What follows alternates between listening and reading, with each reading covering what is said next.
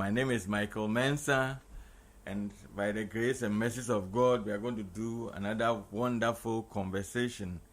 Today is going to be a bit deep and it's going to be a bit concerning, but at the end of the day, it's going to be wonderful.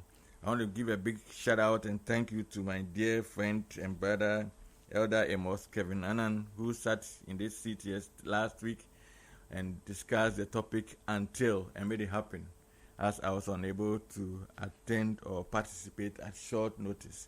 And thank you for being there. And I thank the wonderful panelists, Cecile, Lady Mary Saki, and Lady Justina Owejiri, who made it happen. There were a few outstanding messages that were sent, and so as my contribution, I'm going to quickly address them, read them and address them, and then we'll go on to do the substance of today's engagement. Now, the first one was from Justice from Community 1. These messages were read but not giving attention. So Justice from Community 1 says, "Good morning, City. Most of the current generation do not have the qualities to get into marriage because they do not allow their parents to train them to know the values in life. So from the beginning, both are not compatible. All they know is wealth and money. Hence thousands of divorces these days." That is a comment from Justice from Community 1 Tema. Thank you once again, Justice, for sharing your thoughts. It's true to a large extent that because survival has become more difficult and because we are craving for more things besides survival and going to thriving, time spent with family is often on the decline, because how many hours does one have in a day? So often we outsource some of the critical parenting roles to third parties, caregivers, and so they spend more time with our children than with us. And so by the end of the day, sometimes they impact what they know, and can we blame them? So it's always fair to get a balance. We often say that there are the 7 P's of parenting. The first one is provision, and provision is very high. You can't weight provision the same as you weight the other 6, making 7. But provision is not a standalone. It's not 100% of the 100. It may be like 20-something% or 30% at most.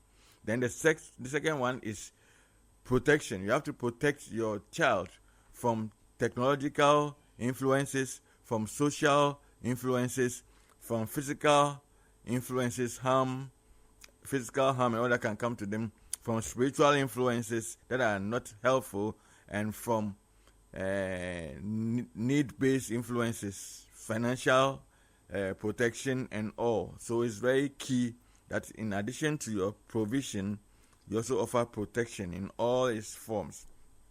The third crucial element is presence. Now, presence has to do with your availability. Your child or children should know that they can get to mommy and daddy, whether technologically or also when they are present.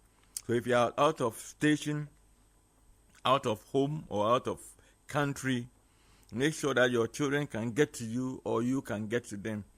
And when you are home especially, make sure you are present. Don't be on your gadgets, don't be on your phone or tablet or iPad or laptop, and give them an iota of your attention. If you are present, be really present for your children. So as you raise them up, they can be imbibed with their good values. Then the next thing is participation. Participation has to do with involvement, being involved in the lives of your children. It means spending time with them, being playful if you can be, because there are different degrees. Some are more playful than others. But if you are not playful enough, you must still learn to do some things that will keep the bond in your own special way. Be involved, give time, listen to them, spend time with them in your scheme of things, plan for them, see them as part of the project, not only the building and the making of more money, which are also necessary, and the buying of the good cars. Then the fifth one is principled guidance. That's where mentoring, training, modeling for them to see all comes in. Because the moment you don't do so, you can't say, do what I say, but don't do what I do. So walk your talk. Walk your talk as a parent. And so by training them, by modeling positive values, by being ethical, by being considerate and empathetic, even unto them, you let them know, and that becomes their first level of learning.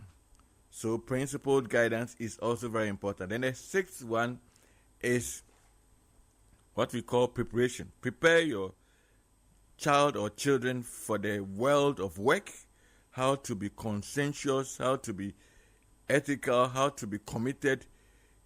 Don't let them live by the 11th commandment, which says that thou shalt not be caught. So they can do anything once they don't get caught.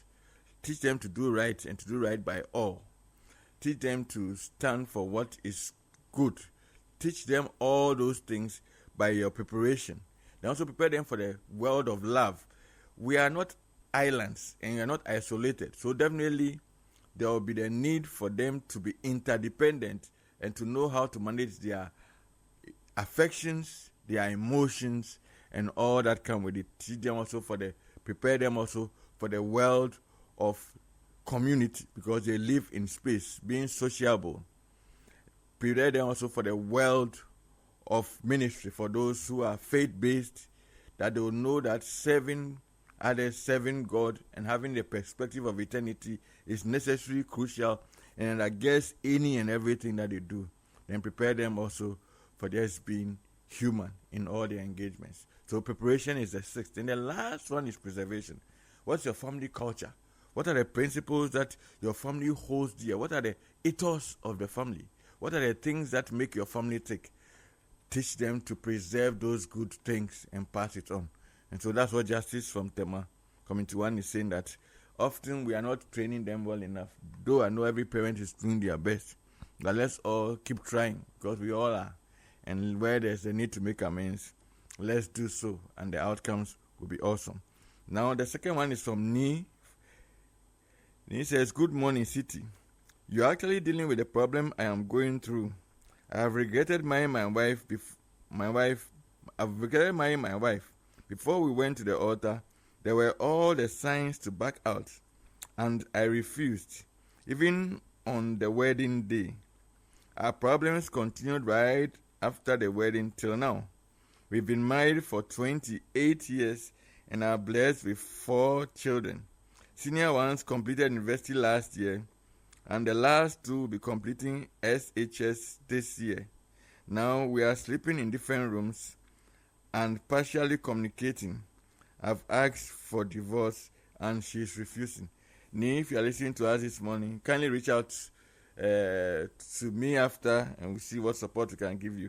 Interestingly, by the grace and mercies of God, my wife and I will be 28 years of marriage this year. And we also have 4 children. One has finished, one is in the final year, and the last have entered the university this year. So we have something quite close. So let's talk. We are all work in progress, like we say. Oftentimes, people don't know what they can do to be different. But the first step of support that we would give you is to help you to be a better version of yourself in the event that nothing changes. Then the second one is that we engage her as well and give her support. Often we talk from our perspective. So when we hear her side, we realize that maybe to not be fully only her side. Perhaps how you talk to her, how you treat her, how you don't value her opinion, and so many other things. Also, there's the issue of the nature, your personality traits and all, the nurturing, how you were raised, the nest, the home in which you were nurtured, then the neighborhood, the environment in which you were brought up. Then in addition to that, there are the negotiations, the kind of job you do. Then there are the nuances, your idiosyncrasies, the things that make you, your proclivities, that's your inclinations, your perceptions, that's how you see things, your priorities, how important some things are to you, and your preferences, what you like. And all these things influence the level of our engagements in marriage. So 28 years is a long time, yes, yet it's time enough for us to keep learning. So once we have the posture of learning and realize that what can I do to make it different, it helps. Because if you look at what DiMaria and Hara did a whole research on the stages of marriage, and they came up with 7. You realize what you are going through is one of the stages of marriage. After so many years, we all settle and consider each other to be not what we think they should be. And sometimes the biases and all influence the outcomes. So please reach out. We'll give you the number to call, getting to the end. Mr. Nee, if you are listening, and let's give you some support. I trust that it can be better, because by God's grace, we're able to help a number of people, because we all are work in progress. And a good marriage is not made in heaven or made over the seas. It's made with intentionality. And so please have that on your mind, and let's engage. Now the third one is an anonymous person, and it says, what do you do when you are trying everything possible for the marriage to work, but only to find out that your husband is cheating on you? That's a sad one. That's a difficult one. And so often what happens is that if you know your husband is cheating on you, the first thing to do is to get protection. What I mean by protection, that's what I think. Don't have sex without protection. Preferably use a condom, because then you cannot guarantee. If he says no, politely tell him why. The next thing is that both of you need to get assistance. Often when people get to the stage of cheating on the other, it's a character flaw. It's something that we call a broken wall. Often, because the person is enjoying the pleasures of that thing, they would not want to accept that it's true. So sometimes they deny, sometimes they are undermined and all. But kindly, he says you are anonymous, but you know yourself. Kindly, when you mention the number, reach out also, then we'll see how we can give you support. Because it's possible. We will support you to be and to thrive in this difficult situation. And then we'll engage him, if it's so as well, and see how we can get him to be a better version of himself. Because it often does not help in the long term. And it erodes trust, it erodes transparency, and it erodes commitment. So if we can work on that, it helps. But like I'm saying, since you don't know how his escapades go and who the other person or persons are, it's very important that the first step you take is to protect yourself. If he will not wear it, you wear it. There's female condom. And at least that will preserve you from or prevent you from encountering any form of STI or any kind of sexually transmitted disease of any kind. Now let's see, I think the last but one. The last but one is from AC, and she says, on Amos and crew, a situation, every little thing your partner emphasizes on ending the forever union because of reasons known best to him.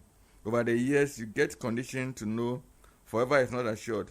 How should such a situation be managed, and what's the effect of such an act on marriages? Oh, of course, it's very great, because if you know that the person's one leg is in and another leg is out, you always be wondering, is it worth it? But always, like we say, it always starts with you. Though it takes two to tango, and every plane, especially some of the small ones, have just 2 engines, you can sometimes do it and keep the plane afloat with 1 engine for a while. So what we can say is that for you also, kindly call the number that we'll give at the end, and we'll see how we can support you. First, we'll support you, and secondly, we'll support you, because sometimes some people don't know how to speak. Communication is such a huge thing when it comes to marriage. And often, the first is communication. The second one is emotional intelligence and relational intelligence. A lot of times, we don't have enough communication skills. We don't have enough emotional intelligence. And we say that, I say as I am. And that's why often I go back to talk about the personality traits. There are those who are frontal, who are frank. They'll say it all. But learning to know that there's a time to speak and a time to be silent, all will help. So sometimes and then that's one. Secondly, perhaps maybe you're doing something or not doing something that's also making him say what he does. Thirdly, it's a matter of interpretation. Somebody just says it as a threat. Somebody says it as a slogan. So even while they are saying it, some people say it and don't mean it. Some people say it and mean it. So we have to interrogate all the elements of it, and then we'll give it attention. So please do a call when we announce a number.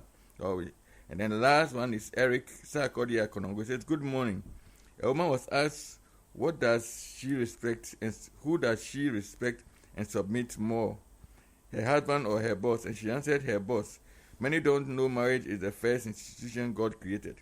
The reason God made the woman was that he was looking for a helpmate to help the man with his God-given assignment. So marriage is work.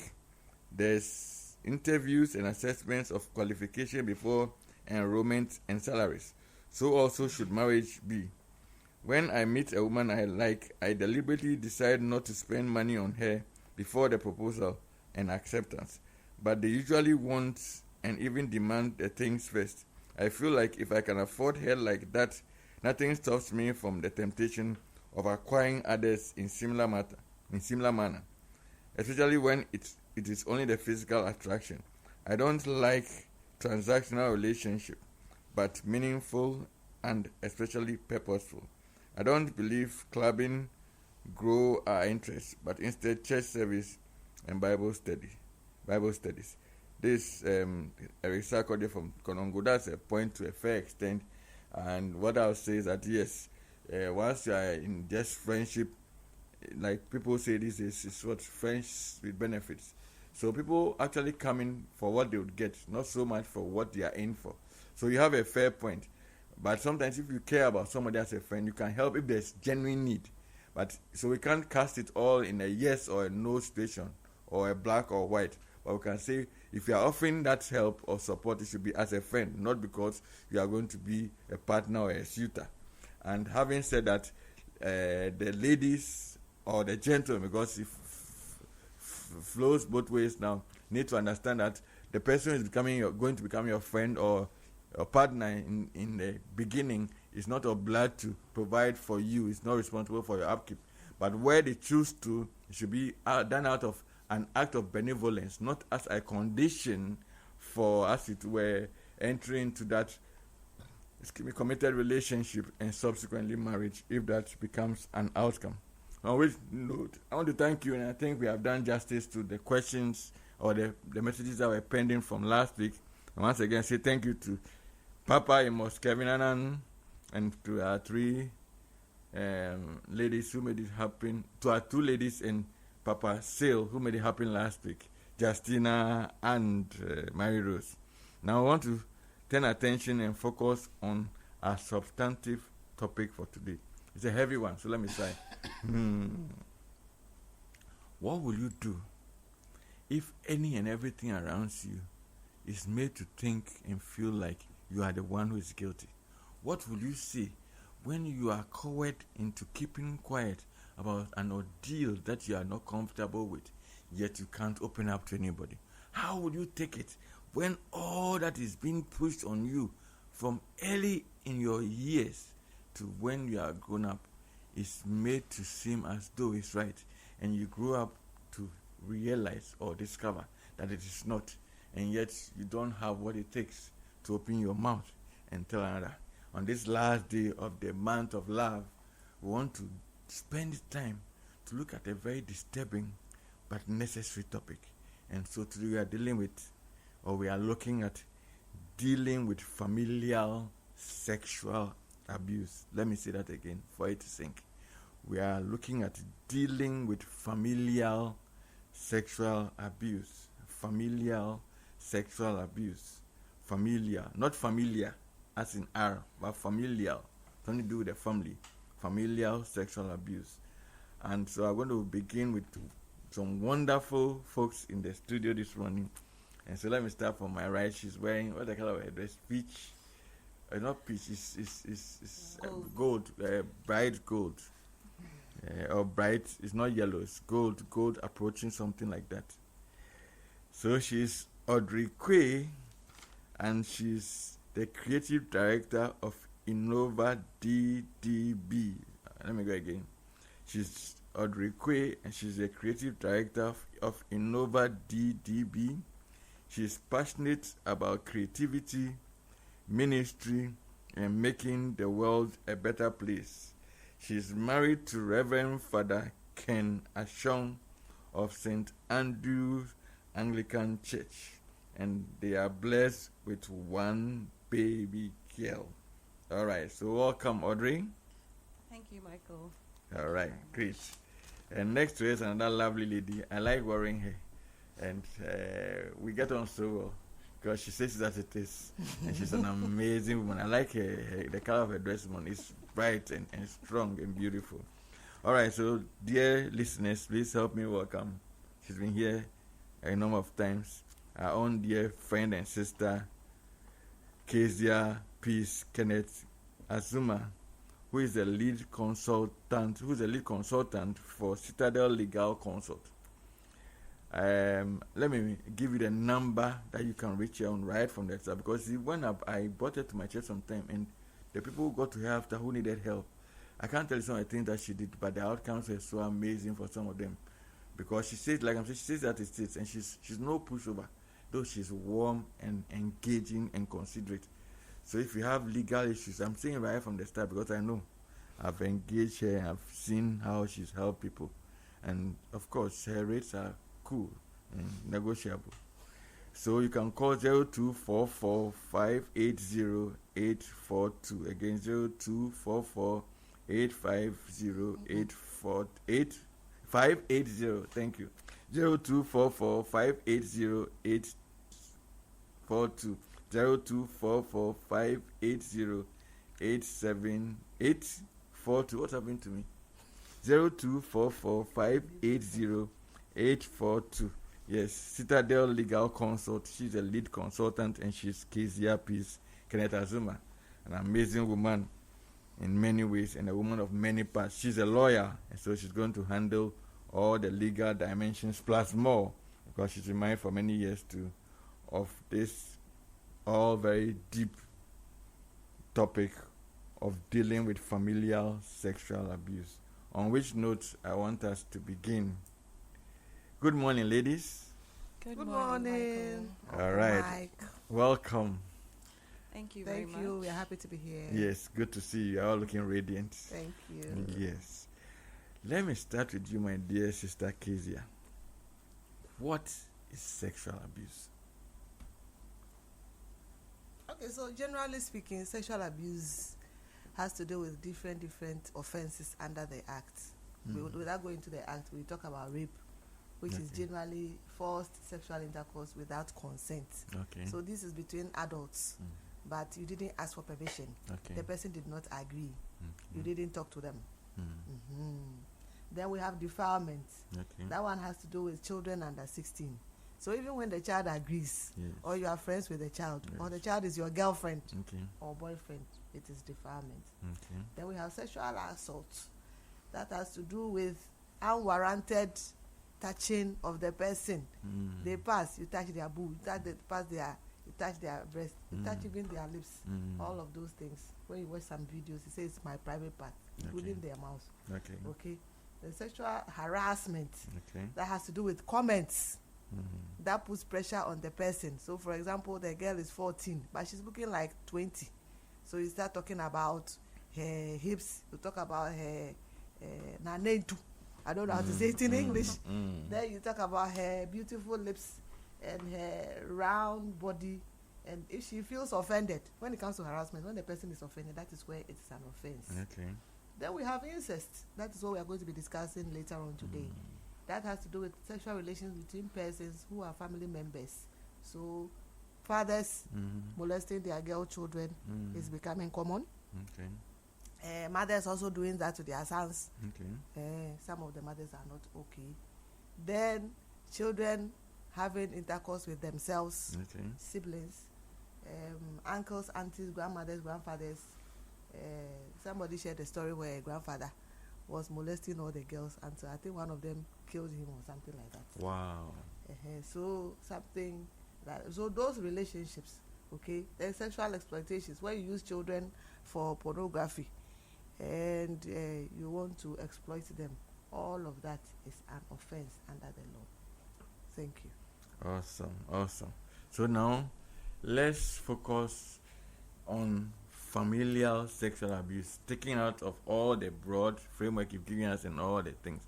What specifically is familial sexual abuse? Just drawing down from the general things that you said, though it's clear, I want you to separate that for us. Familial sexual abuse generally is where you have incest or intra-family sexual abuse. Okay. When family members engage in sexual activity with one another without the consent. So you are not married to the person. Yes. As for family members, the husband and wife, that one the Bible accepts, Okay. the law accepts. Okay. We all know the husband and wife, they must, as matter of necessity in their marital relationship, have sex. Okay. Apart from that relationship, every other sexual relationship in the family is an offense. Okay. So I take it again. Okay. Husband and wives must Okay. have sex. Okay. Under the Ghanaian law, you cannot have the same sex being husband and wife. Let me make that one also clear. Okay. So man and woman, husband and wife, are under legal, spiritual, moral obligations to have sex as part of their marital contract and covenants. Every other family relationships which is not husband and wife cannot, should not, must not have sex. Okay. All those other sexual relationships are offenses under the law. Okay? So this includes sexual intercourse between close family relations as incest, touching, molestation between parents, guardians, siblings, uncle, aunties, grandparents, forcing or pressurizing the child in the family into sexual acts, showing them pornography in the household, grooming them for purposes of sexual this is. So you are doing fingering the child small so that you get used to that. You are teaching them how to kiss. You are touching them inappropriately, but you are not supposed to do that. You are an uncle, you are an auntie, you are a house help, for crying out loud, you are a house boy, you are a garden boy, you are a driver. You have that relationship with them by virtue of being very close to the family. So we are extending it. I mean, I'm extending the parameters. You see, if you have a very close, I mean, when you say familial, that one is blood related. But I want to extend it this morning to mean all the people who work around us, those we send to pick our children for us from school, those we send to take them to school, take them to the salon, and then you park the car and begin to do that. Because the children are seeing you as an uncle and an auntie. So when you do that, it is not right. You should stop. Because if you are reported, you'll be in very serious waters. Okay. Yeah, I want to add a little bit to what Kezia is saying. Yeah, say Kezia. Audrey, please do. I want to add a little bit to what Kezia said. So so even outside of the family context, we have familial sexual abuse is also abuse within circles where children have some kind of relationship with the abuser, like the teachers, neighbors, and drivers, like what Kezia just mentioned. So I just wanted to add that to persons that the children are trusting. Okay, persons that the children are trusting.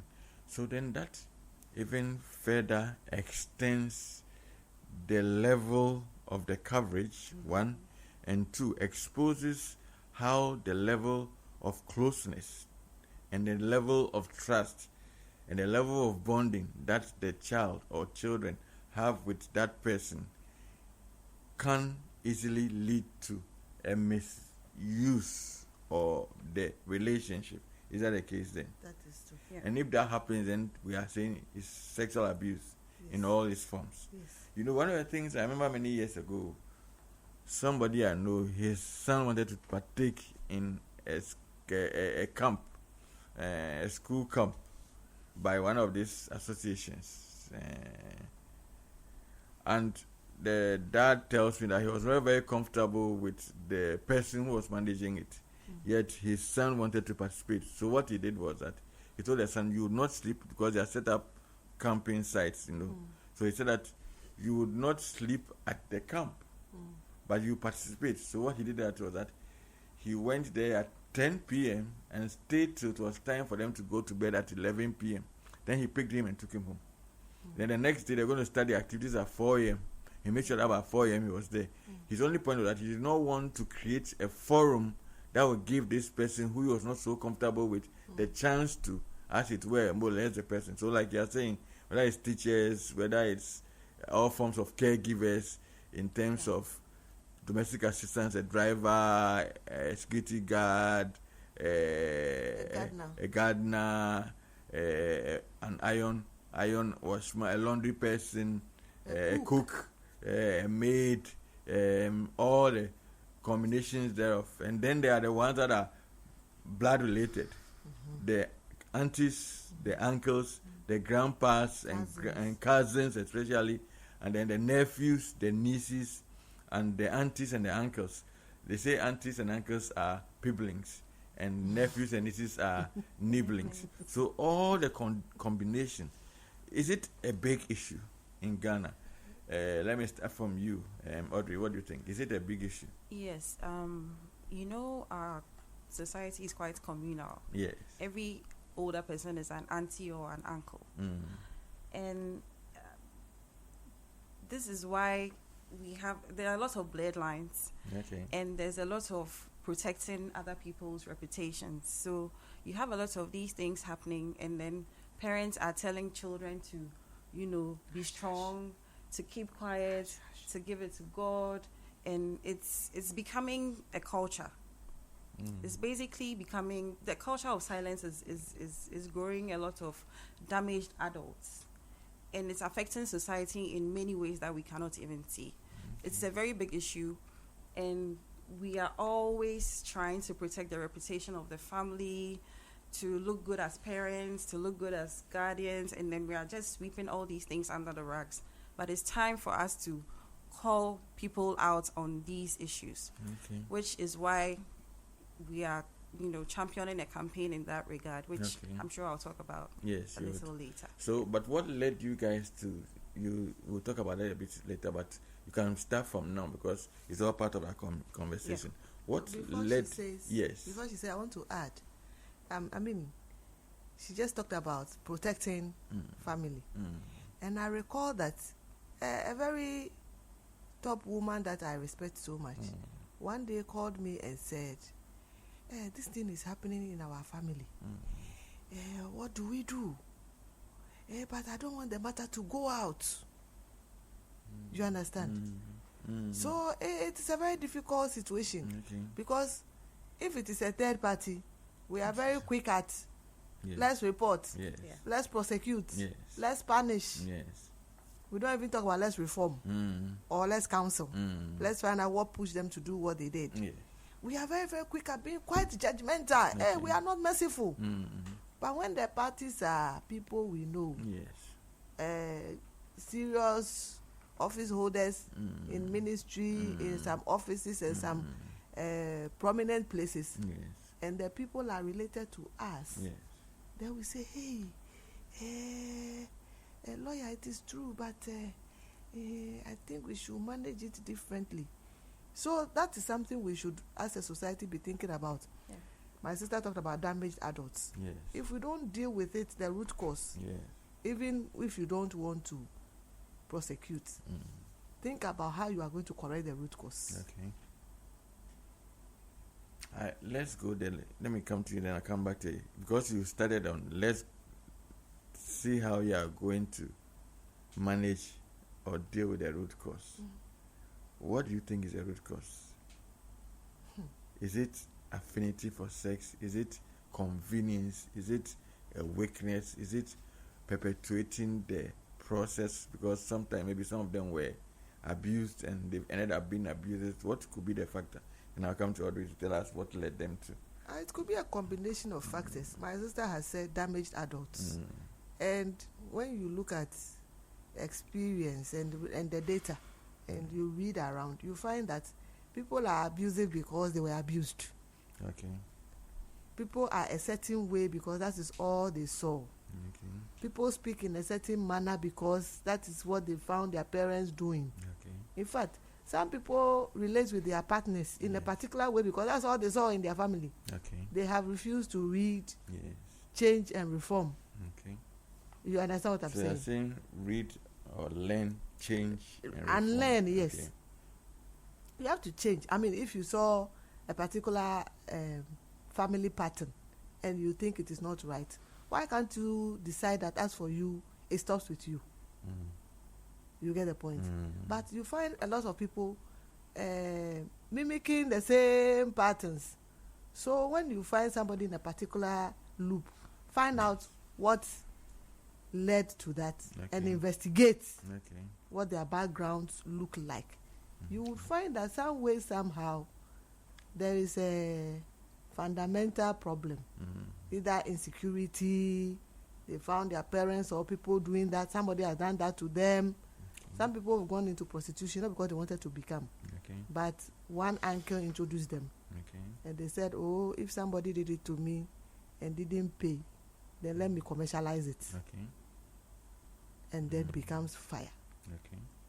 So that's another dimension. Great. Now let me come back to you on what you are going to tell me.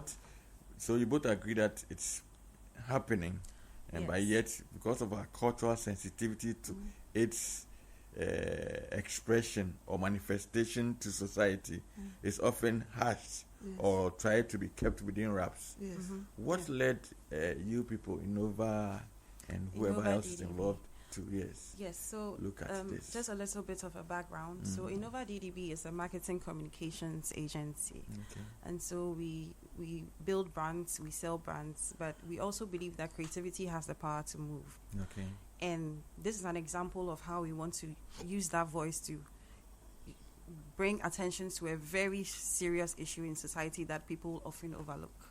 So that is why, and of course we did some research, and the stats are heartbreaking. Do you have any of them, or you tell us later? Yes, I'll tell you maybe my next along. submission. I have here my fact sheet. It's really heartbreaking to see that a big chunk of females have experienced abuse in some way. It's a very big issue, and that particular subset of sexual abuse, which is familial sexual abuse, has been normalized because nobody wants to talk about it. Which is why, to add to what she said about why it still happens, it's because people are not reporting it. People are thinking about their reputations, and they want to appear a certain way. So we want to have this uncomfortable conversation as creative professionals. And even though we are not the technical people, we have partnered with some technical people to bring the expertise. So, Madam Casey, I'll be taking your number after here. You need to get her involved. I tell you. Yes, she's now. I'm putting her on our platform. So, Innova DDB, in partnership with 3 Music, we've launched a campaign called "Call Them Out." It's basic. It's straight to the point. Call them out. It's about time. I think we have been playing with this issue for some time, and Call Them Out is really simple. It's a call to action to let everybody know that silence makes you complicit, basically. So, in the past, there have been a lot of campaigns around sexual abuse and all that, but not so much familial sexual abuse. And the strategy that we are using to communicate is to call the whole society out, because all of us are complicit in some way. We know of a friend, we know of a cousin, we know of a neighbor, but it's all hush hush. And so instead of asking children to speak up and speak out and call these people out, we all know how our society is. They will just tell you to keep quiet. We are putting the pressure on society to say, if you see something, say something, because you can, silence is powerful, but your voice is equally powerful. So this is an inclusive approach to dealing with a situation, to say that the whole society should be on the lookout and should protect children and call these things out. So basically, this is the nationwide campaign that we are trying to roll out. We started sometime in November last year. So we are pretty much in the beginning stages, and we're going to roll out the next phase in next month. We're going to go there. Awesome. In view of what we've said so far, I want to encourage you out there, if you are listening to us, just help us if you can. If you've experienced any form of sexual abuse covering any of the areas we've spoken about, familial sexual abuse or close association abuse, where it's first a blood relation, so you can see, and you go ahead and tell us. You don't need to mention it. You can just use a letter A or Q or Y, and you just tell us, I was so by maybe an auntie, by a cousin, by a teacher, we want you to share with us via WhatsApp right now, so we can at least have a little view, because we know it's out there, we know it's serious, and I'm sure as we go along, Audrey will give us some of the statistics. 0539 986 996, again 0539 986-996. Let's hear from you on WhatsApp. Have you had that experience? Then even tell us maybe how old you are, and then go on to tell us if it's affected you or if you've gotten help or what is happened to you as a result. We know what the consequences are, and we would want to have first-hand information from you, our many listeners. If you've had any encounter, and maybe say when it started, share with us as briefly as you can so we can take as many as you can. So be brief. Tell us when it happened, how long, what age you were at, who did it, and what the consequences have been for you. Tell us how old you are now, or estimate if you don't want someone to be able to pick who you are. It's difficult for someone to pick you because there are millions of Ghanaians. There are over 7 million or so people just here in Accra. But if you want to keep you think you want to make it vague, you can give a range between the age of so and so and happen between. But you can state it to help us to be more specific. And let's do this together so that we can all understand why we need to have this difficult but necessary conversation. So at the end of the day, we'll all be better. So let's hear from you on 0539 986 996. Again, 0539 986 996 on WhatsApp. And let's do this together. Please don't be silent on us. Yes, now, Kija, let me come to you. Yes, you wanted to add something? Yes. Yes. So before we talk about your calls, it is serious that these things should not continue for the following reasons. It becomes people become emotionally traumatized. Yes. This is the effect of it on the victims. So they become depressed. They become anxious. They fear. They are always feeling ashamed. They have difficulty trusting people. So you have somebody that's always looking over their shoulder. You have a wife who is, she's not sure. When you say you are in town, she said, I'm not sure you are in town. Investigate. Long term. Investigative spouse, eh? Yes. Always trying to confirm. And even husbands. Yes. Wives and husbands. Difficulty in trusting others, long-term psychological effects. The abuser is a trusted family member, so the victims are usually confused. They are afraid. They feel pressure. They don't know whether to say it or not to say it. They don't know what to do. When these things happen, what do you do?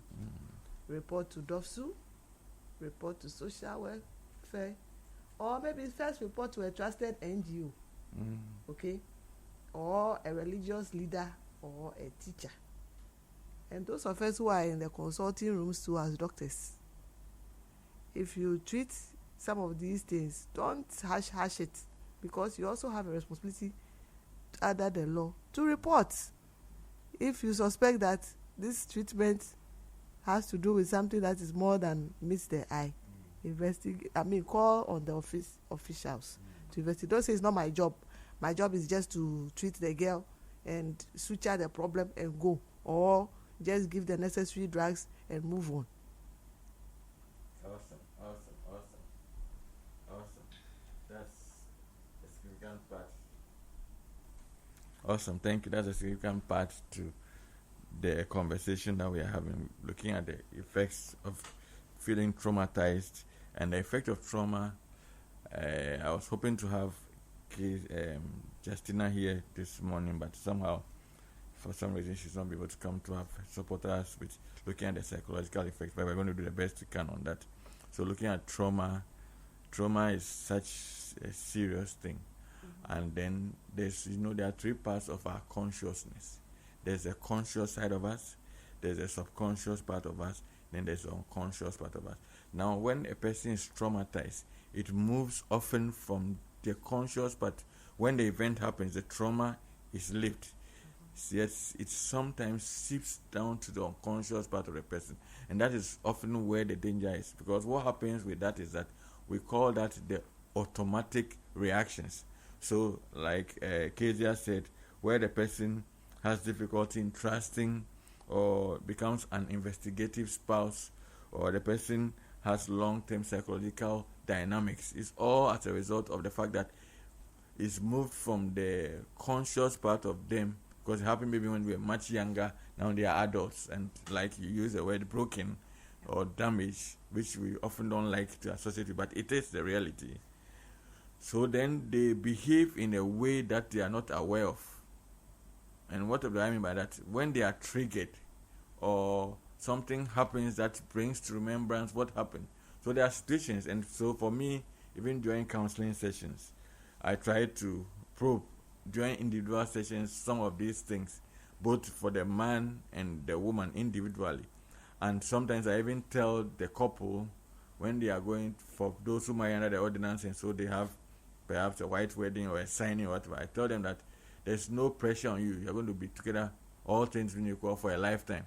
So there's no pressure that the first night, if you have been abstaining, as for some of us who are faith-based people want to do, there's no pressure on you that by all means sex must happen or you must have intimacy the first night. Because you see, for some people, just like we are saying, and the trauma, because of that sexual abuse, even though you are the husband legitimately, which is just a legal and perhaps a spiritual thing that has been done, it does not erode the condition that they've gone through. And so the moment you come on them for a sexual activity, it triggers them negatively. And if you don't understand all these dynamics and nuances of the effect of these abuses, then you say, oh, my wife does not love me. Or the man will go into a shower, it's not coming out, and say, my husband is not a man. No. Sometimes they relive the moment when the rubber meets the road. And so that's why it's very important. And that's why often when we hear people's concerns shared on radio with us or via messages privately, we like to interrogate the issues, because often, and I use the word often, but not always, there's a lot more than what meets the eye. So somebody may be suffering from this trauma, and this trauma may be underplaying in all their romantic engagements. And the other party who has had nothing of that sort will be lost for understanding and feel that they are not loved. Their natural inclination or interpretation will be that the other party is not interested in them, does not love them, or does not care. But sometimes it's far from that, especially when the thing was harsh. You get me? Because we build the cultural nuances of harshness. And so I like it that you say you are calling society to call them out. Yes. And so the trauma bit of it is something that we need to give attention to. And then there's also the depression. Some people go through depression as a result of that. And then you see there's often what we call coping mechanisms. Sometimes some people, that becomes their normal. So they are not even aware it's wrong until they start growing and engaging other people. Then they discover it is not right. You get me? And then sometimes some of them, because it's complicated, some fathers do it to their own daughters, and then the daughters are conflicted as to whether to tell their moms some or not. Some even go to the extent of telling their mothers, and their mothers rather get on the case of the daughter and see, how do you think your father will do this? But we are employing every parent here. If your daughter tells you something, receive the feedback. Don't just dispose it off or shut them down, because it may be a huge cry for help, and you are their first point of call. So if they cannot confide in you, and you work with the fact, because sometimes it's a defensive mechanism even of the parent, because the mother doesn't want to believe that her husband is having both her and their daughter, in particular their own biological daughter. So sometimes it's a shock reaction. So instead of them accepting, not even accepting, but receiving it calmly, because it's a big blow, they straight away rather vent on the daughter or son who may be giving them that information, and by so doing, coer them into silence. Yeah. And so they suffer quietly, and then later on in life, it has all the repercussions on them. So there's depression. Some people become even suicidal because they can't take it anymore, particularly when it's not just a one or two off issue, but it's a repeated issue going on for years. And like you said, some people take the extreme form of being violent to end it because they can't continue anymore. Because you see, because it's familial or it's close association related, who would believe you when you tell them? That's one. Two, because you want to protect the family name or the family's optics, you are afraid who you want to talk to, who then can bring such a thing out. And when that happens, then it brings out huge things. And the next thing, like you mentioned, case here, is the issue of trust. Trust is such a big thing. So when trust is broken from the onset by such a close relation, then it upsets the foundation of that person. So it's like an equilibrium that is out of order.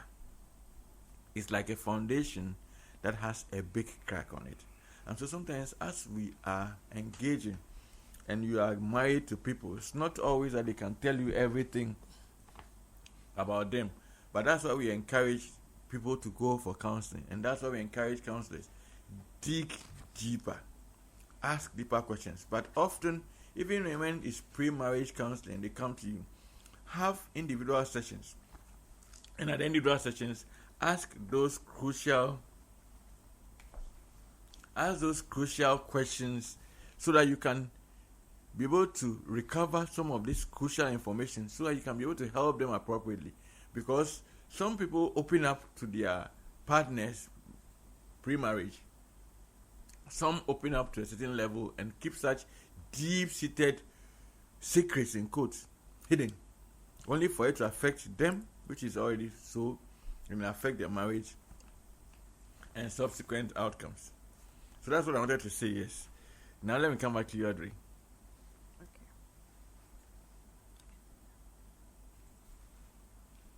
So when you hear, or have you in your process engaged anybody? Do you know of anybody who has had such an encounter in your dealings so far? Who has had an experience? Yes.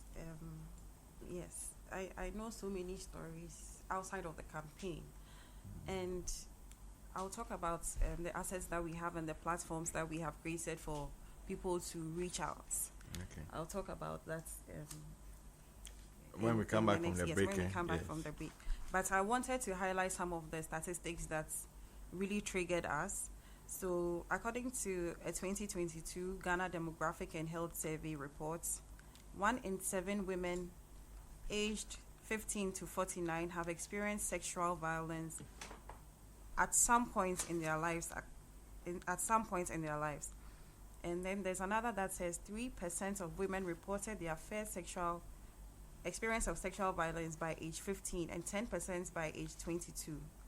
The survey also reveals that a little over half of women who experience physical or sexual violence never sought for help or told anyone. Okay. That's really wild. There are 53.8% male survivors of defilement. So our campaign doesn't just focus on the female gender, but yes, on both genders. Okay. Yes. I would want you, after a break, to go over again, okay, so that we'll give it attention. Okay. But let me take this from somebody, and then so I started receiving messages from people already. I want to share a few, but after the break, I'll let Audrey take us through some of the statistics again, because as advocates, it's something that they are of concern to. Excuse me. Says, "Good morning, Farm Life.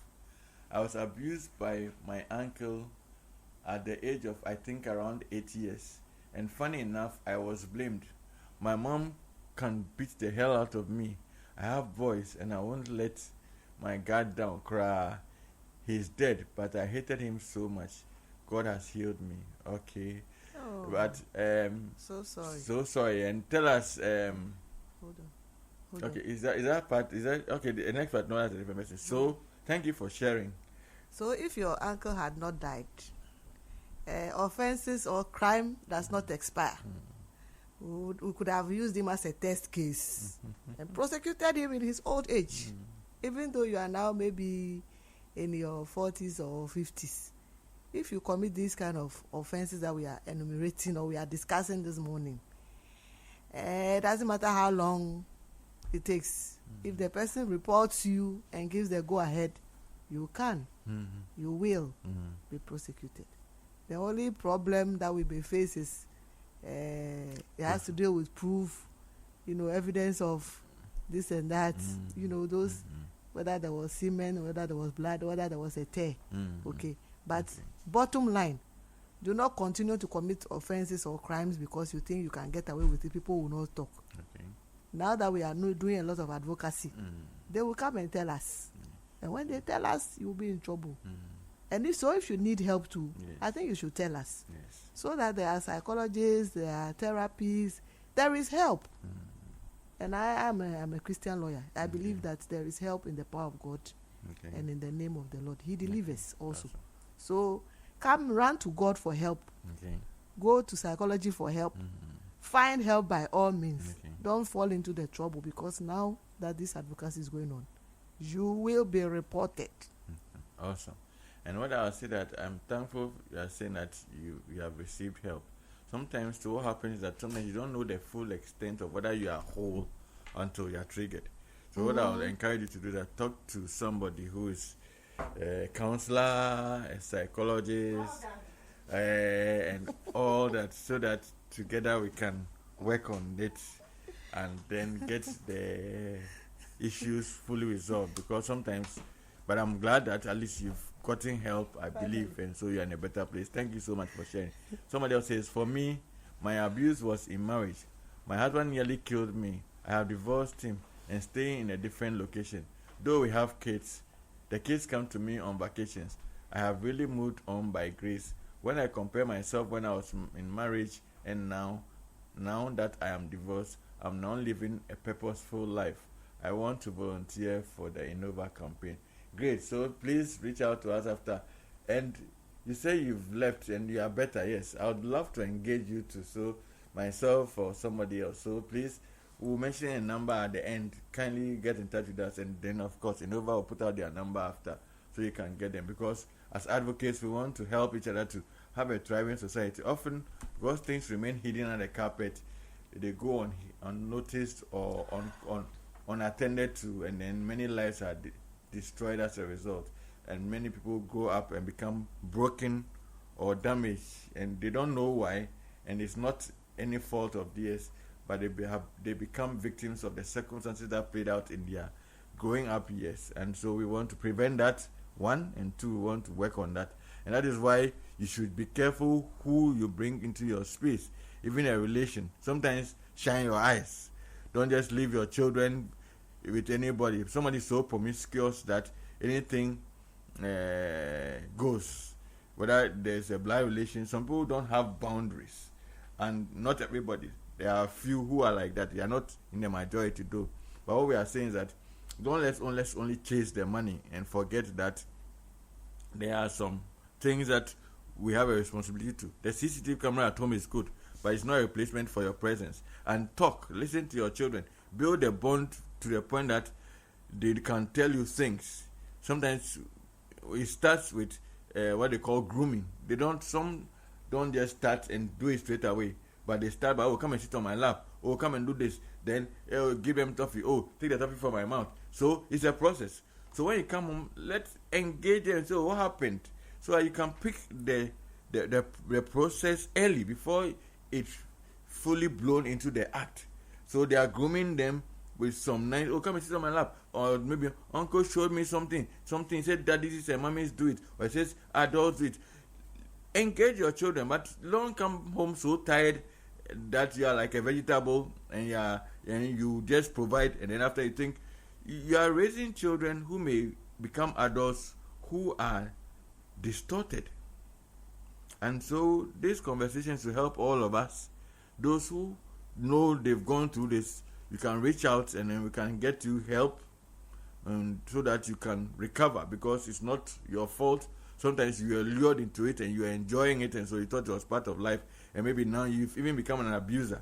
If you're an abuser, you can reach out and be helped also, so that you stop, because it's not positive. And like we are saying, we are calling it out, so that if you are and you are found to be doing that, the law, as my dear sister Kezia said, will deal with you, because it is against the law.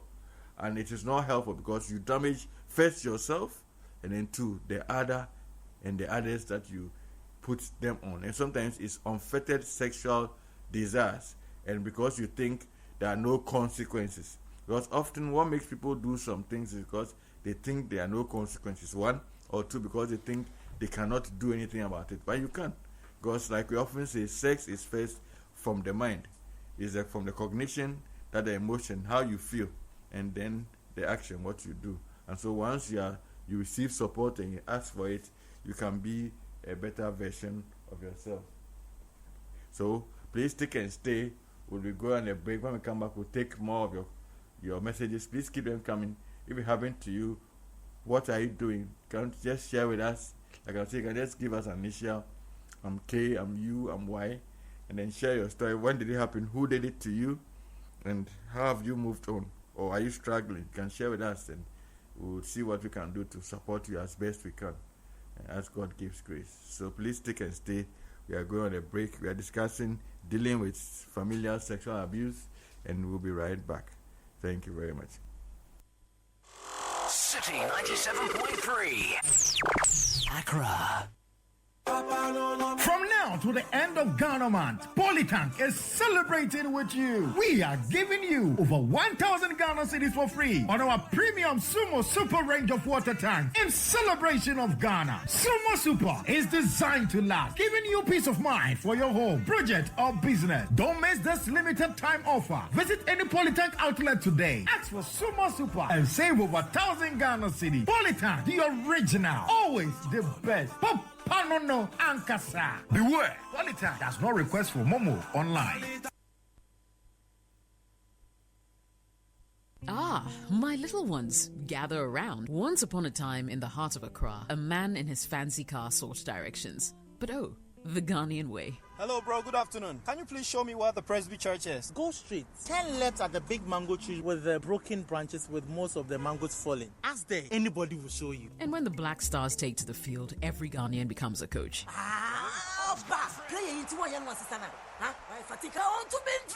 Ah, the sacred cue for our beloved Gobe. As you wait patiently, rehearsing the perfect vibes.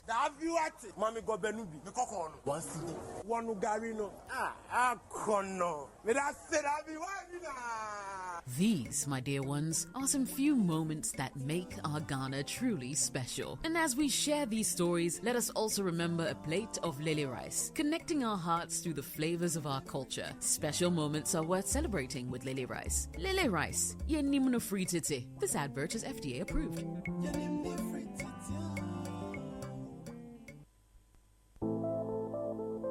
Hundreds of entries have poured in from communities all across the country, and the energy is off the charts. The quest to uncover the most deserving stories has kicked into high gear. Stay tuned for the thrilling reveal and the grand celebration of our esteemed 10 Channel 1 TV community legends. Only on Channel 1 TV.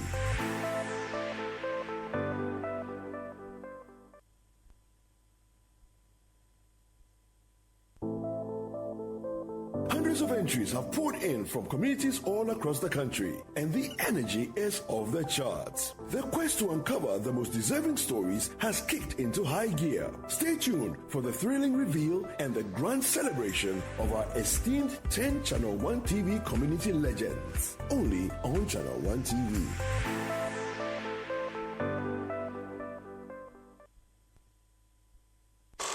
City 97.3 Accra.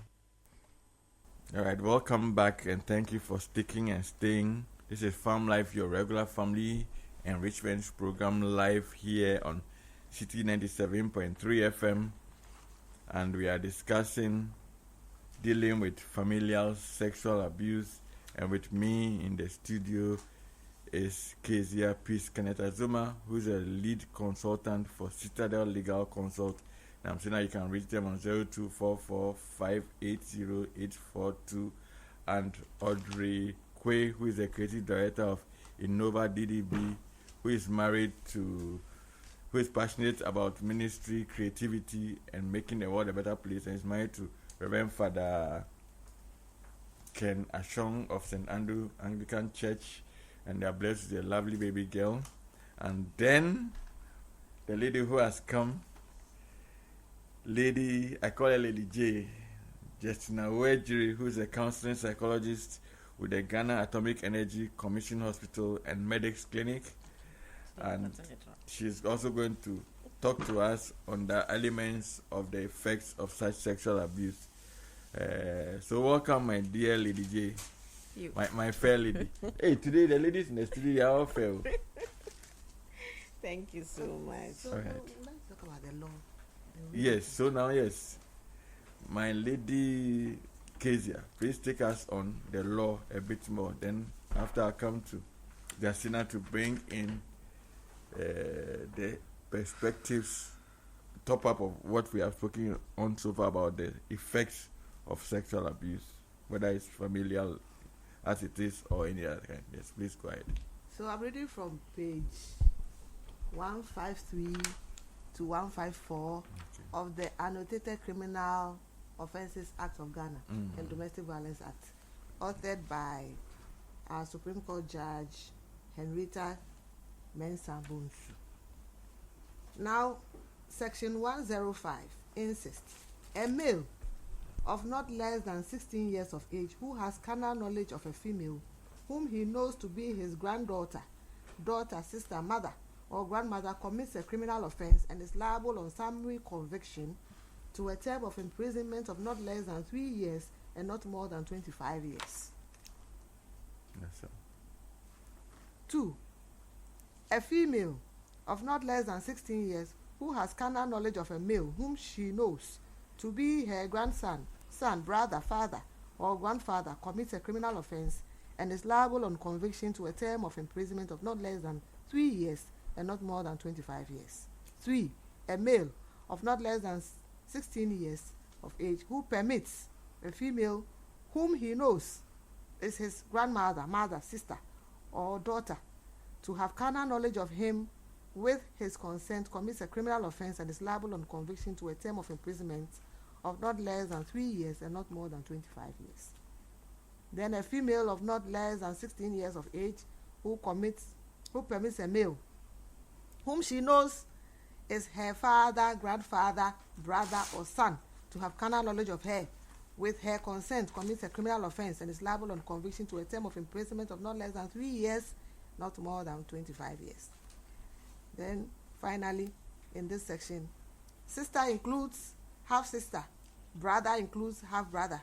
And for purposes of this section, an expression importing a relationship between two people applies although the relationship is not traced through lawful wedlock. So don't say she's my stepdaughter, so this one, my wife's daughter. She's not related. I'm not her father, so I can't touch. Be careful. Thou shalt not touch, eh? Yes. Thou right. Shall not touch, thou shalt not violate, thou shalt not know. Awesome. So I want that to sink in for all of us because this thing that we are discussing this morning is heavy. And so just let's receive a little spot of music and then we'll come back and then we'll continue. I'll let Audrey give us the statistics again because I want you to sing down as advocates on this good mission.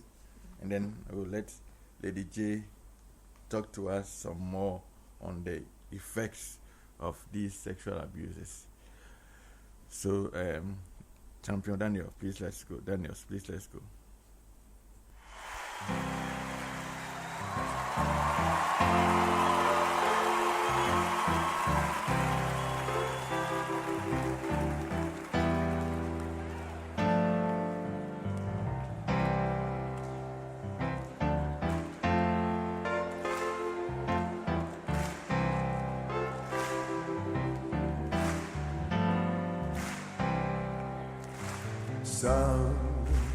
Sometimes in our lives we all have pain, we all have sorrows, but if we are wise, we know that there's always tomorrow. Lean on me when you're not strong, I'll be your friend.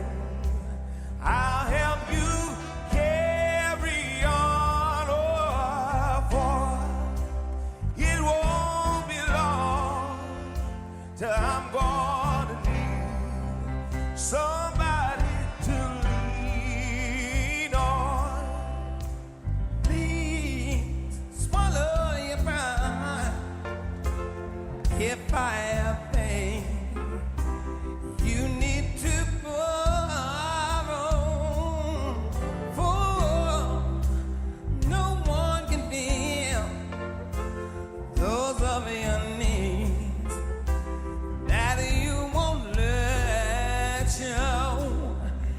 just call on me, brother, when you need a hand. We all need somebody to lean on. I just might have a problem that you'll understand. Hey, we all need somebody to lean on. Lean on me when you're not strong. I'll be your friend. I'll help you carry on. Oh, it won't be long. I'm gonna need somebody to lean on. You just call on me, brother, when you need a hand. We all need somebody to lean on. I just might have a problem that you'll understand. Thank you for listening. Thank you for sticking and staying. We are discussing dealing with familial sexual abuse, and with me in the studio is Audrey, Kwe, Kezia, Peace, Kenneth Azuma, and Justina Owejiri. And so far, we've discussed very many portions of it, and we are going on. Before I let Leje go on and go deeper on the elements of the effects, I'd like Audrey to kindly read to us again or share with us what the statistics they have gleaned so far states. Please, Audrey, the floor is yours. So, 1 in 7 women aged between 15 to 49 have experienced sexual violence at some point in their lives, according to the 2022 Ghana Demographic and Health Survey reports. And also goes on to say that 3% of women reported their first experience of sexual violence by age 15, and 10% by age 22. The survey also reveals that a little over half of women, which is 51%, who experience physical or sexual violence never sought for help or told anyone. What's the percentage? 51. 51%. That's more than half of them. Yes. All right. And then there's another to say that 43.9% of survivor perpetrator relationships were with neighbors, 21.8% with family members and family friends, 11.8% with teachers. That's very disturbing. Yeah. And there are also 53.8% male survivors of defilement. Thank you for So sharing. this is a big issue. Yeah, it's really a big issue. So I think we are adding another dimension that we didn't mention earlier, neighbors. Yeah. So we are saying that these are all close associations. So whether they are neighbors, they are house helps, they are drivers, they are teachers, they are nannies, they are of various kinds of caregivers. They are laundry people, they are gardeners, they are drivers, they are watchmen or security persons, you know, and because of the close proximity, a certain relationship is built, and then this relationship, where boundaries are not respected, can be abused. And the key word here is the grooming. They don't just start and then do it one day. Often they groom or connect with the children, touching or doing little by little inappropriate things, and then sometimes even using the reinforcement model, positive reinforcement, even though in this case it's negative in itself, but they will give them gifts just to draw close to them, and then start, like Kezia mentioned, and touch them in ways that are not appropriate and make it seem like it's okay and reward them. Then now start building the hashtag in their minds. Don't tell anybody. This is something that is just between us. It's between friends. It's between people who care about each other. And then distort the whole concept of love. So some of this concept of love is distorted just because of this sexual abuse. My dear Lady J. And the whole culture of older people saying, "Oh, calling children my wife, Yes, my my wife, husband." yes. Children, parents have to be very vigilant because these people are closer to us than we think. Awesome. Lady J, please take us on. What are the effects, adding up to all that we've said so far? We mentioned trauma, we've mentioned the psychological effects of our long term, we've mentioned depression, repression, sometimes certain tendencies of being some being suicidal and all. Please talk about them and even go deeper where you can, please. So we are listening. Okay, thank you so much. Before I go on, it's so pathetic that our laws even don't say much about this. And I think that is why she's ready to. That the law. No, that law have something, but like Yes. when you go to the Children's Act, I mean, after the Children's Act, yes, it's quite. and I feel that is what give much room when you go to DOPSU. They handle it anyhow or frustrate you. I'm saying this based on personal experience by virtue of what I do. I had a case where the woman noticed that the act has been repeated to the extent that the girl has become timid. Now we chanced on it. The woman went to the police station. The first comment the police officer who made is that, "Madam, in English, this is not where you come in to find your capital." What does that mean? Before listening to the actual story. And this alone is demeaning. I pushed and pushed and pushed. At a point, the woman says, "No, I won't go again after I don't have money." That statement. If the police officer is endowed with knowledge and what to do, I don't think he will start with that. And these are some of the comments that have made what she read is the reported cases. And the unreported ones are more. So they come to the hospital, you encourage them, I will support. They said, "No, I don't have money. I don't have anybody." Yes, because that is how we've made the system. The laws are there. But before you get to the right person, what you go through. I have met an adult who is a learned person, felt frustrated by the process because in the process there was no guide, there was no psychological support. So she felt frustrated and decided not to go again. This is somebody who was sexually abused, financially abused by the same person, an adult. So it's very pathetic.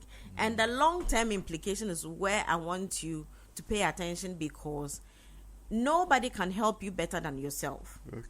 The first I'll look at is complex trauma. We have what we call post-traumatic stress disorder. And this post-traumatic stress disorder, as the name goes, happens to people after a traumatic incident. But know that trauma doesn't exist except what you define as trauma. So situations and events and how you interpret it becomes trauma. So what is trauma to me might not be trauma to you.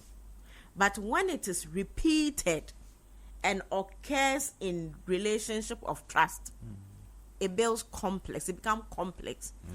And the complexity stems from the symptoms that you can look out for. Chronic vigilance, always feeling unsafe. Because it has happened, maybe the father has been doing it, the uncle has been doing it, the father's friend, aunties, uncles. So you get so confused about, especially when you hear people say, "Oh, there's a safe place," you get confused. And you are always looking out for the ills. Emotional numbness. They don't have what we mostly describe as, they don't have feelings. They don't express emotions. And then flashbacks and intrusive memories. So you are chatting with them and they see a figure that look at the starting point. They go off. So they are with you. But you realize the attention and everything is not with you. Then nightmares. In their sleep, they act, they talk, they say things. So we have to pay attention to those things. Children especially will sleep and will be saying things. Either their memory takes them back to what happens at school or at certain places. Listen, don't scream at them. Listen to what they are saying in their sleep. When you wake them up and you ask them, they don't know, because that is the subconscious mind coming into reality. So they can't, in their consciousness, they can't repeat but make sense out of what you are hearing.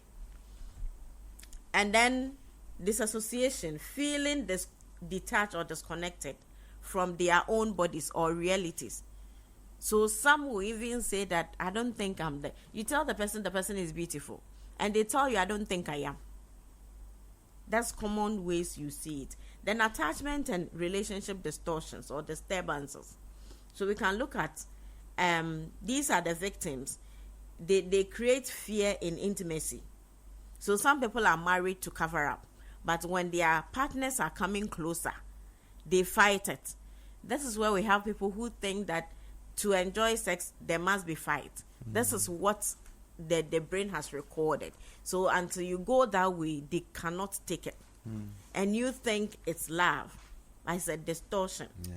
Then fear of abandonment. So they are being abused over and over, all the dimensions of abuse they are going through, but they still feel they can't be on their own. Inability to trust. This is very common. So people easily say, me, I don't trust anybody. Me, I don't trust. And we think that is them. They have their reason, because we are patterns of our past and our realities. Yeah. And then emotional withdrawal or clinginess. So you have people that they are so clingy such that even sit here, let me go to the washroom, they will not. And we find that a lot in children. Adults also go through. And then many survivors were also married late because of fear. They struggle in their thinking to take that decision that one marriage, because they are scared what has happened to them will happen again. And then also enter into unhealthy relationship. Struggle with mental intimacy. So, our relationship starts with our thinking. So they are with you because society wants them to be with somebody. But in their minds, they are not ready. And then fear of vulnerability. Then identity distortion or self-concept damage. This is becoming very common. So you see a lot of piercing, unusual piercing and braiding of hair today. We have to start asking ourselves. One of them mentioned that damaged adult. That is what we are seeing now. So what's the term for that? What's the reference? Identity distortions or identity crisis or self-concept damage. It's out of this that we have the gayism and the bisexual and all of them. Self-concept damage. Okay. All right. Then the most common, this is the starting point, depression and anxiety disorders. They could go through generalized anxiety or major depression. That's where they want to harm themselves or they want to harm the perpetrator. So some people see certain figures and they are very hostile towards them or hostile towards certain genders. And we think that is them. We have to probe further. Then social anxiety, panic attack, suicidal ideation. So some people, when they are irritated, they want to end their lives.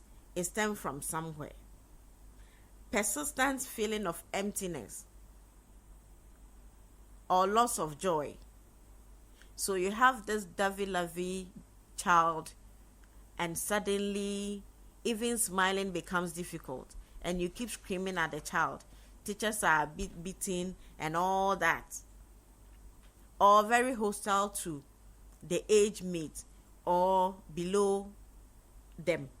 We have to look into it.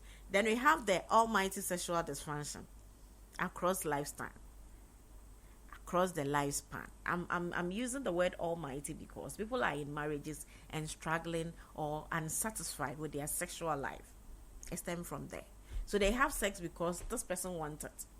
And I'm in marriage, so if I don't, there will be issue. So come and do it, finish and go. Or some people, the moment their partners are ready, erection drops. But without this partner, they are able to maintain erection for a period. Or some even won't want to have anything to do with sex. But they start well when they get married. So you might think it's the marriage that is not going well. They have their past that they are dealing with. They wanted to keep up, and they did. But until they get help, these things will keep flashing. Then cognitive and academic impairment. So that child you are struggling to teach 1, 2, 3. They used to rattle 1, 2, 3 to 100. Then suddenly they can't even write 10. They can't write 9. And they interchange 9 and 6. When you say 6, they are writing 9. When you say 9, they are writing 6. It's not about beating. It's not about saying utiewu. But it's about probing further. The child started well. What happened? What is happening? Poor concentration, memory difficulty, they easily forget. We have some children from this point to the door. You ask them to pick something. They get there and they ask, Mommy, what do you say I should pick? And we scream at them. But it didn't start like that. So you have to pay attention to all these things. Then we have substance use, abuse, and addiction. And then risky behaviors. Those who are doing what society think they can choose to stop, and they are not stopping. They have underlying cause. So people are using alcohol to cover their difficulties. People are using, I know somebody who narrated how he was introduced to smoking, and it was so pathetic. Some people are doing that, including risky behaviors like prostitution. People are in prostitution punishing the perpetrators or proving a point. Or if this is, I know somebody who have been raped over and over and over. So if this is the case, then why don't I earn money out of it? That's why people are doing that. And then self-harm. Gambling and all those things could stem from that. Then we have intergenerational impact. I can never talk about traumatic events without intergeneration. That's what we call generational trauma. And mostly we connect it to spirituality. Most of them are not spirituality. They are behaviors learned, and we transfer unawarely or awarely. So you see parents who have experienced such will be overly protective of their young ones. And sometimes they act it out. And then emotional disturbances. So they fluctuate like the bell. A little, they are smiling, the next minute they are off because they have something that stir them up. And then difficulty trusting relatives and children. So you see that some people, no matter the age of their child, they are going somewhere and they are carrying them. Recently, someone's child, I think during the Christmas, someone's baby died at the market because of the heat and why wouldn't she want to leave her child? She has a reason. And people were saying, why would you take this baby? She has a reason. These are some of the trust issues. So these days we find it difficult leaving our children to our neighbors and have some life somewhere for some time. We have to probe further. And then spiritual consequences. Usually the first person to blame is God. Why has God allowed that? Unfortunately, these traumatic events could lead to a soul or a distortion of the soul such that the person becomes so weak emotionally, so weak psychologically, such that when it gets to a point, we can say learn helplessness. It gets to a point when perpetrators are even approached, she can see the marks or the signs, but she doesn't have the energy to act because she thinks, as for me, this is how I'm made. If the person does not get help. Now move to perpetrators. Psychologically, not only the victim suffers, the very person who also is causing the problem, they also have their difficulties that we have to look at. I remember Auntie Kezia was saying that we don't just help by the law imprisonment and all that. As the person goes to prison, they must get the psychological support so that even in the prison, they won't go and do it to others or they won't introduce others. Right. And definitely if you are given even 100 years, it will come. and the person will come out of prison, is it as a changed person? So we should look at those punishments holistically. Okay. All right. Before you mention that, please let me announce. Please keep your messages, comments, questions, queries, and also your experiences, as I said earlier, coming. Let's know if you've gone through any of these abuses, at what age, estimate you are not too sure, who was the one who did it, and then what has the effect been, and have you gotten help, and what is the effect on you? Let's know, and we'll share as well. So please, before you go on to your perpetrators, let me just take a few so we can, one or two, then we can go on. Yes. So somebody says, good morning, I'm a regular listener to your program every Saturday. I am now married 28 years and now almost 61 years. I was abused sexually in 1971 in my school by a senior. I was in class 1 and she was in class 5. What happened was that unknowingly I was spiritually married to this girl until I went through spiritual deliverance whilst in Bible college. Before the deliverance, any relationship I have could not last more than a week till I realized and reported to one of my Bible college teachers, who made it clear that that lady is a devil and has married me spiritually. Thank God, after the deliverance, I was free and got married. Hey, that's another dimension. Let me take one more. Yes, there's another dimension in that. So, Lady J, you give it attention. Let me take one more. I was in class 6 when my cousin, that's sister's son, living in the same house with us, tried to force himself on me while I slept in the night. My dad was mad at him, but it was his word against mine because he was older, around age 16, and could speak out. I was spoken to and consoled, but I got scared seeing him in the house every time till he finally left our home after a year. He tried to suffocate me in my sleep after that because I reported him. It is real. I'm keenly protecting my children against these things. All right. Yes. So please carry on. You see, her trauma is keep your. It's leaving her over protection. Please, let's hear from you. Please keep it coming. If you've had that experience, when was it? Who did it? And have you gotten over it? Have you gotten help? Let's hear from you and let's share and learn together. Lady J, please carry on with it. So difficulties from the previous message. Okay, so you're going to address sometimes that where the act happens. She says spirituality. Yes. She said spirituality. Yes, spirituality. Sometimes where the act happens opens you up for spiritual attacks. Okay. Some places like public toilet. I've had an issue like that. Don't take it for granted. We'll do everything, but don't sleep because we are spiritually connected. Okay. So where the act happens, who did it, the intention is very important. So I get where he comes from. Okay. Then I'm going to the psychological implications on the perpetrators. Yes. So they have distorted sexual cognition. The first and foremost is their definition of sex is distorted. So you can look at the fictitious and then pedophiles. There are adults there. Why would they go for kids? Because of the distortion in their minds. Why would others go for the same gender? It's the distortion in the mind. And they live with it. And the difficult part is that they think it's an entitlement and believe I am the right person because I love you, like you were saying. In their minds, that is what they cherish and they love and they can manage.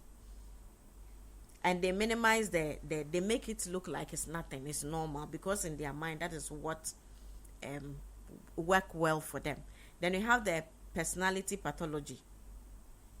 That is the personality disorders and then psychological disorders that makes people behave. So we look at the narcissistic traits, antisocial traits, and then lack of empathy, poor impulse control.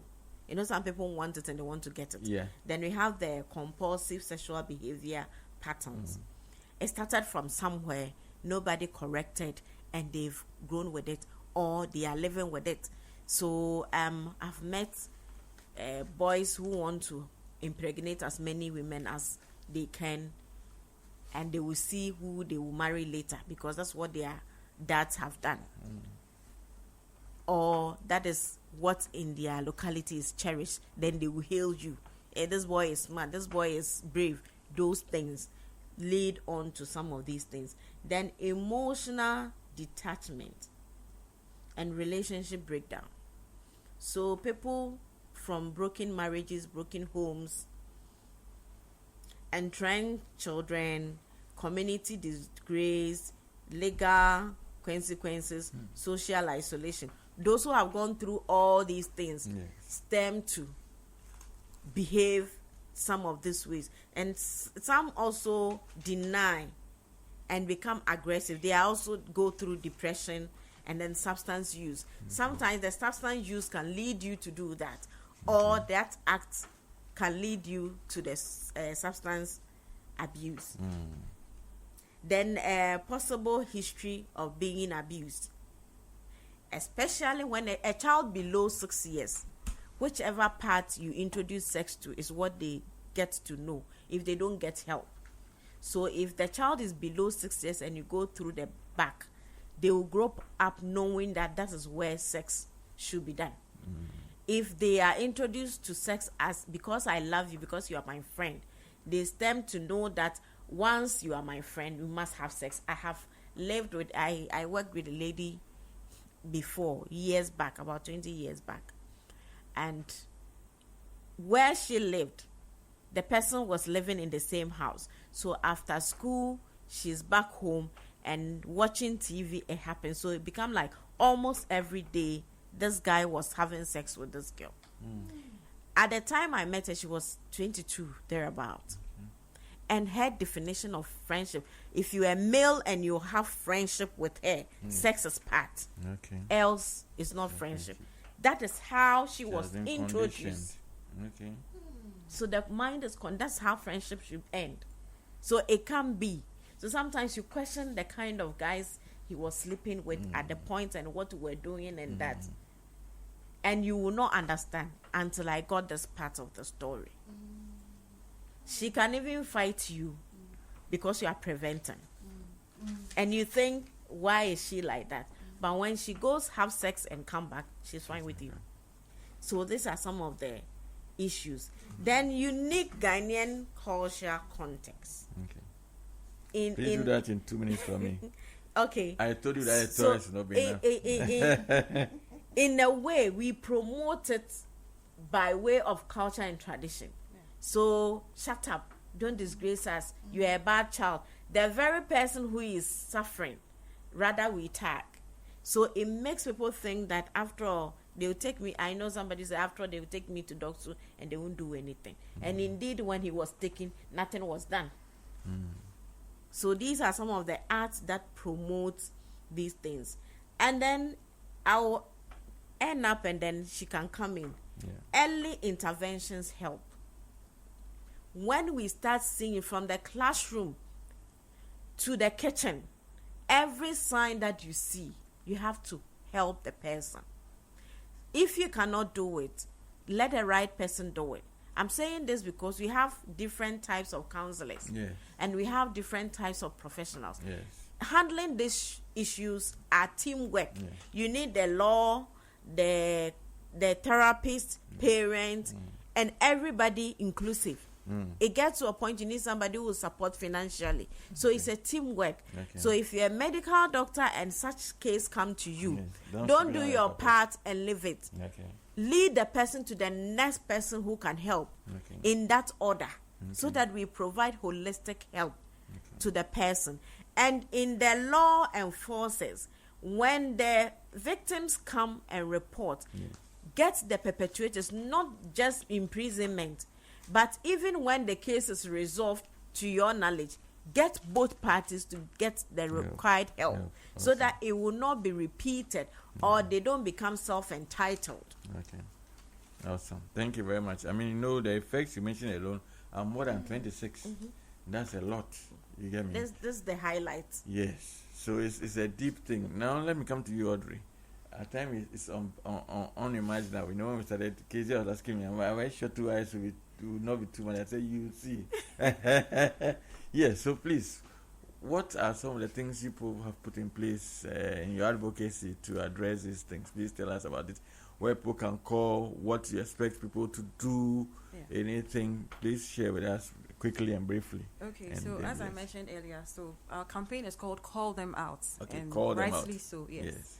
Because we're encouraging people to speak up, and instead of asking survivors to be brave and carry the burden alone, we are calling out society. So as I said earlier, if you see something, say something, because silence makes you complicit. Okay. Now, if you see something, say something. Or silence makes you complicit. Yes. And that's to society as a whole. Yes, to not society just the as a whole. victims. Okay. Yes, and so our campaign is planned around activities like school tours. So we've been to schools, we've been to communities. We are looking at doing other campus engagements, media appearances such as these, and have stakeholder dialogues. As I mentioned, we are partnering with the professionals in the space. So we have psychologists on board, we have doctors on board.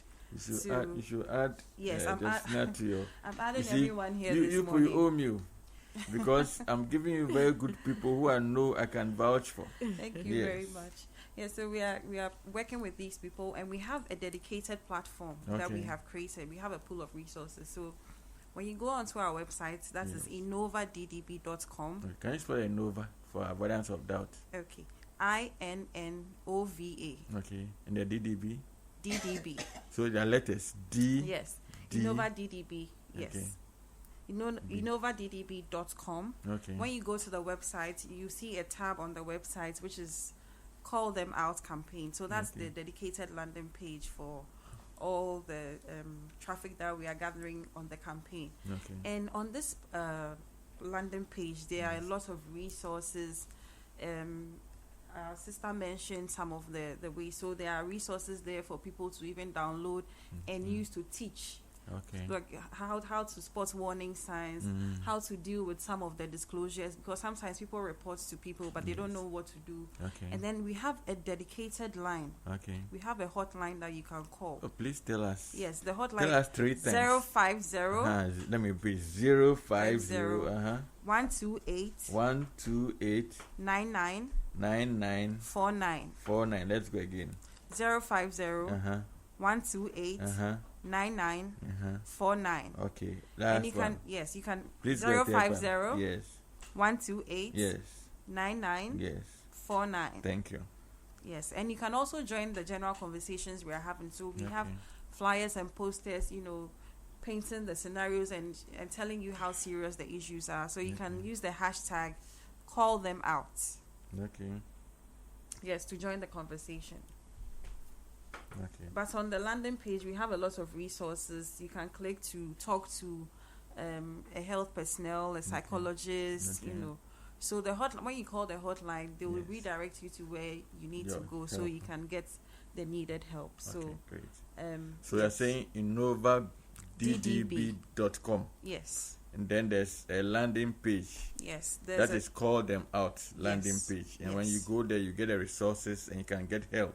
Yes. And I see that number to call also is 050-128-9949. Yes. As well, so you can be supported if you've become a victim, or even if you need help. Maybe you find yourself as an abuser and you need help, because if you don't get help and you are caught, the law will deal with you, because it's an offense. And our loving sister Casey has read the law to us and all its implications. Yes, please, anything more you want to add before I take some of the messages? So I want to tell our listeners to support the cause. We need to amplify this message. You can follow the hashtag and then share some of the resources that we've put out there, and educate your circle, because we have resources on our landing pages as well. And more importantly, report abuse when you see it and speak up. So you can share any message you have on the topic with our hashtag, which is Call Them Out, so we can stand with survivors and make the world a better place and a safe place for our children. Awesome. And I would like to say that for young couples growing young children, the challenges are enormous, because both partners are often working, and often none works from home. And so It's not wrong to have a CCTV camera if you can, but be more preventive. And like what she's saying, with all that we've discussed so far, be more mindful of who you bring in as a help. That's why I applaud institutions. I remember Data Bank was one of them, and I think was it one of the insurance companies as well, who have set up creches and holding base in their offices for mothers to be able to tend to their young children or babies when they resume work after their maternity leave, or sometimes even to their early toddler years. If you have space and you can, we encourage more organizations to do that, because prevention is always better than cure. Sometimes it can be so far away, and you can only CCTV. Sometimes it's only historic because you are working, so you cannot be on your phone all the time. So you discover what happened after. That does not preempt it. And so also getting the cues, like has been said and shared by ladies here, both Kezia and Justina and Audrey as well. Let's go also onto their page, their landing page, call them out, and then get all the resources we can as parents, so that we can be preventive than curative. That's one. And then two, let's also get help if we ourselves have encountered this abuse, because sometimes you don't think you are whole until you are whole. And so get the support, go to the platform, get the help, and then you can be a better version of yourself. And then we go quickly to the console and read a few more messages. Flo at Greza says parents must not allow their female and male children to sleep in the same bedrooms. Can lead to some unhealthy practices. That's Flo. Then Kwame Robinson says, good morning, Farm Life, and thanks for your discussion this morning. My daughter was approached by one of her teachers who was then 40 years and she was 17. You are beautiful. I'll take care of you whilst his wife then was pregnant. I only told her the next time he approached you, tell him your parents will come for a visit, and you introduce him to your dad and mom that he wants to take up their burden, and that settled the matter. Some parents, due to hardships, push their daughters into it. Okay, thank you, Mark, for sharing. I was sexually abused by a cousin, a neighbor at different ages, all before 7 years. So I also abuse my cousins and neighbors' children. I don't want to have girl daughters because I am afraid I will abuse them also. Not because I have a feeling to have them. Don't just want to put myself in such situations. And okay, not because he has a feeling, he knows he has a feeling, but doesn't want to put himself in such situations. I am so worried for myself that I don't even let my nieces sleep in my house, and I'm very harsh towards them, all because I want to save myself. Please, you need help. So yes, that's why you should go to the DDB, the Nova DDB page, so that you can get help. Because if, like all that we said, that over 26 effects, and then over 10 that Justina shared on the perpetrators, if you don't get help, you can get worse. But you can get help. All these things are conditions. They are things that with the right kind of help, you can be restored completely and fully. So please go to the Nova page, get help, and I'm sure they have the resources like you've said. And then if you also wait to us, we can get Lady and Coach. But go to the Nova page and you get all the help you need, because we want to stop this canker, and that's why we are uncovering it. We are saying hashtag call them out. So please seek help so that you can be restored. And then Neo Data says, I want to join the advocacy group. I'm a Reverend Minister. Very soon, I'll be retiring and want something to do after retirement. I'll be glad to join the group and help young ones with these problems. Reverend, you go to their page, innovaddb.com, and then go to the landing page, hashtag call them out, or call the number 0501289949 and express that you want to join the advocacy and the campaign, and I'm sure they'll tell you what to do. Now let me come to Lady K. So we have Lady A, Lady K, and Lady J. My dear Sister Kezia, yes, what should people's mindset be towards the law and towards self-constraint because the bottom line of all this thing finally is self-constraint. And sometimes the ignorance of the law makes people think that they can do it and get away when they get the victims to be quiet or not. So that's one. So I want you to address the perpetrators, one. Then two, I want you to address the victims, those who have found themselves to have gone through all these things. What must they do as well? Okay, so the perpetrator who has not yet been caught, get help. Ask God for mercy. Okay. Because I speak as a Christian also. I believe that there is always help. Okay.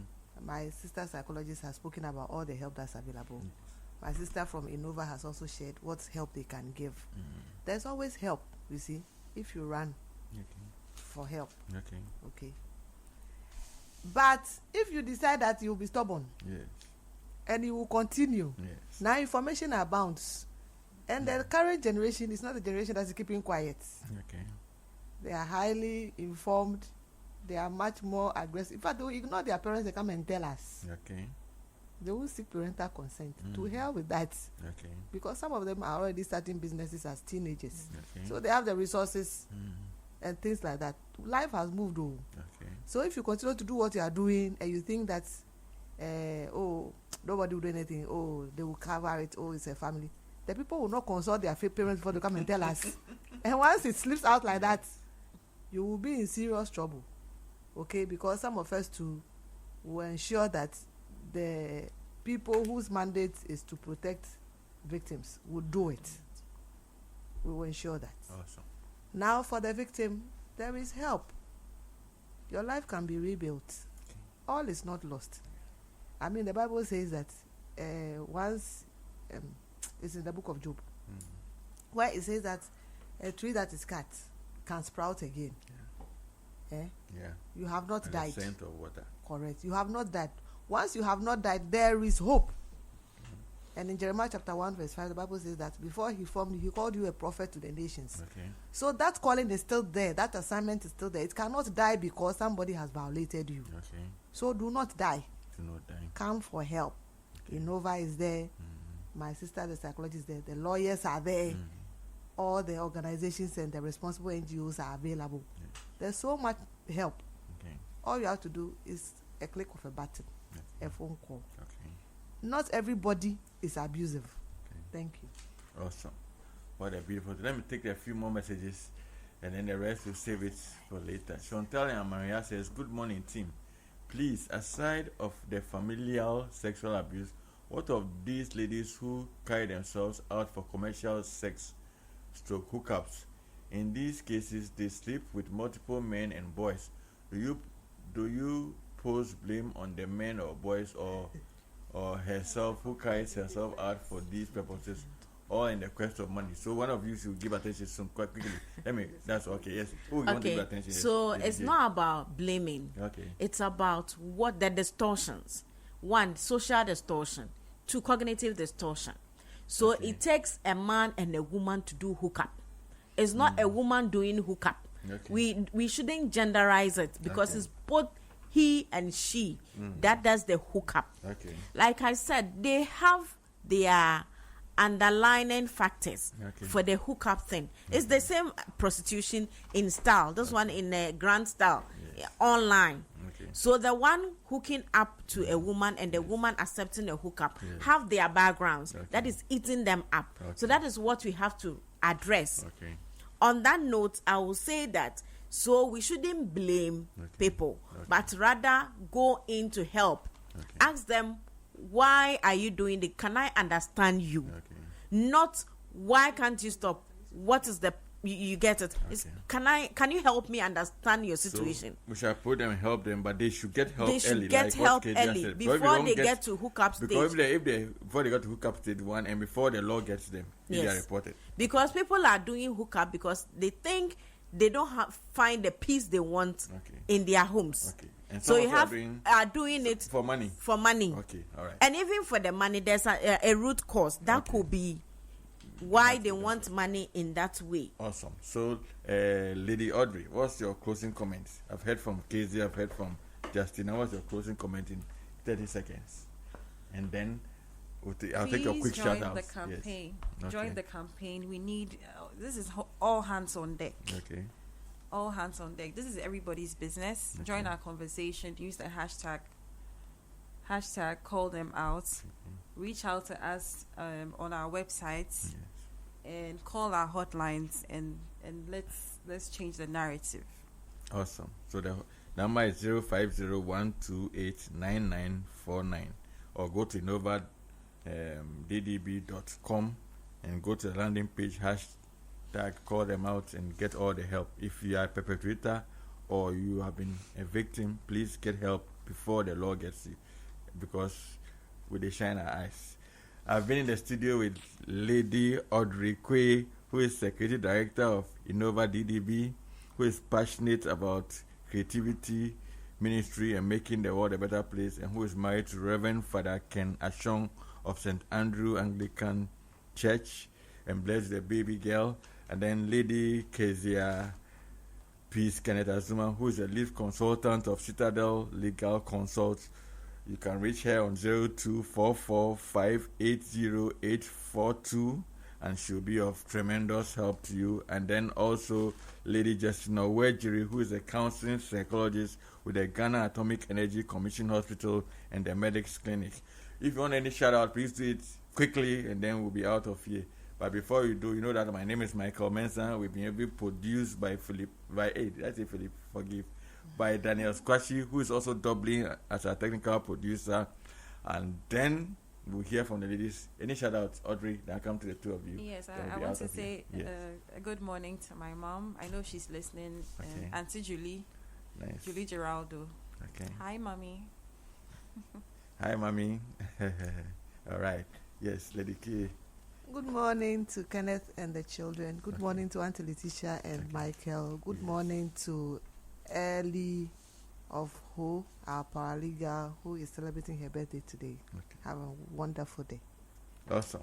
Yes, Lady J. I would say a very good morning to everybody listening to us. Okay. My plea is that what you've heard, don't keep it. Okay. Tell somebody.